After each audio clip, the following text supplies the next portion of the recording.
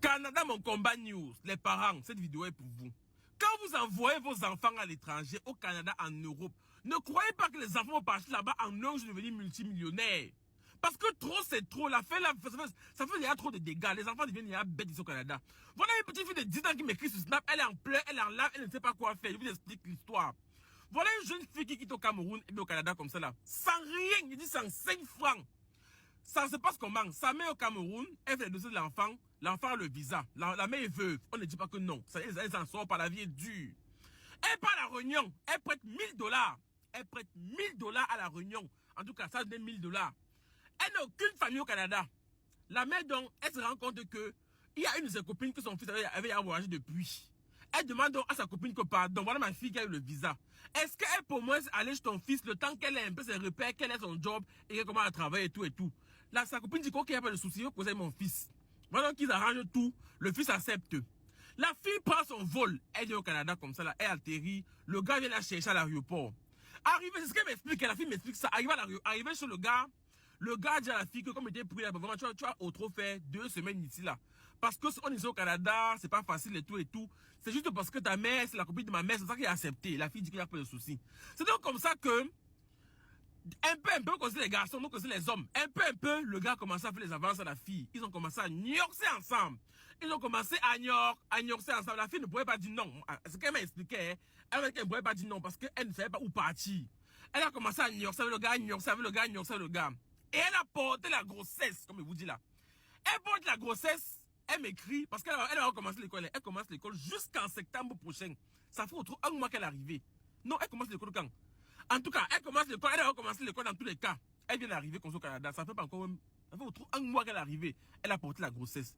Elle m'écrit pour me demander à moi si je connais Mouf le Belay. Je lui dis que, mais, ton gars et toi, vous avez ignoré, c'était là. Maintenant, tu m'écris à moi pour me demander que Yvan, ils ont les problèmes. Le Canada, c'est ton combat. Est-ce que tu connais? Je ne connais pas on Mouf le Belay. Va à l'hôpital. Et en plus, elle n'a même pas encore le machin. Elle n'a pas encore le web de santé. Comment on appelle ça? L'assurance santé. Maman, tu vas dépenser l'argent.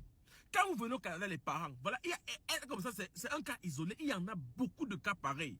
Des enfants qui arrivent ici là, ils ne savent pas quoi faire, ils sont abandonnés à eux-mêmes, ils n'ont pas les sous, ils sont Et c'est interdit de commencer à travailler quand on n'a pas encore l'argent.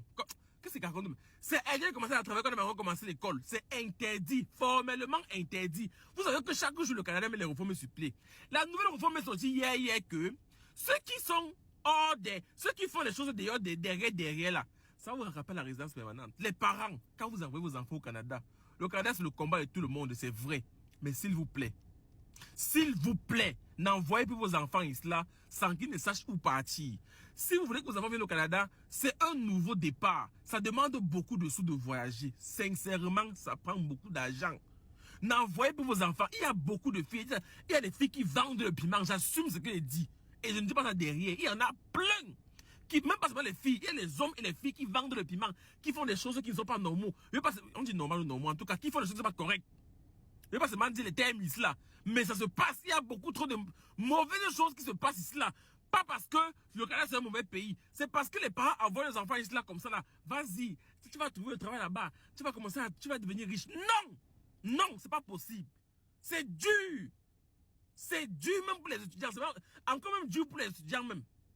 Les parents, n'envoyez pas vos enfants à élan. Mieux même l'enfant reste là-bas que de venir là, ce que l'enfant devient là. Ah, je vous dis seulement, hein. Les gens qui ont demandé les papiers pour les chelets, plein d'enfants ont demandé les papiers qu'ils ont chelets comme ça là parce qu'ils n'ont pas les dos pour le school. Arrêtez ça les parents. Je mets la faute sur vous parce que quand vous envoyez vos enfants là 18 ans, 19 ans, 20 ans, ils sont encore trop jeunes pour se battre seuls. Ils ne peuvent pas s'en sortir, c'est clair. Voilà, c'était donc ça. Canada, mon combat news, on reste ensemble.